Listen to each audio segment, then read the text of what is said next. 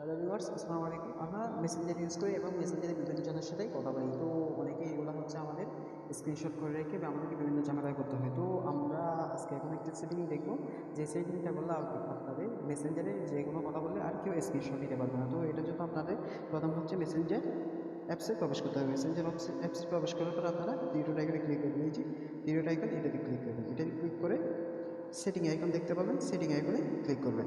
Setting আইকনে click করবেন।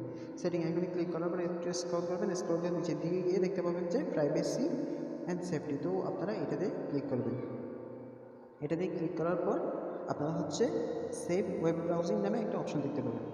Save browsing নামে একটা অপশন দেখতে পাবেন, এটাতে ক্লিক করবেন। এটা হচ্ছে এটা অন করা থাকবে, আপনারা অফ করে দিবেন। তো ওটা আপনাদেরকে পারমিশন হিসেবে আপনারা টার্ন অফে ক্লিক করবেন। তারপর হচ্ছে আপনাদের দ্বিতীয় কাজটা হচ্ছে সেমভাবে এর উপরে একটা অপশন দেখতে পাবেন, ইন্ট ইনটু ইন্ট অ্যানসাইড সার্ট। এটাতে ক্লিক করবেন। এটাতে ক্লিক করার পর আপনারা সিকিউরিটি অ্যালার্টে ক্লিক করবেন।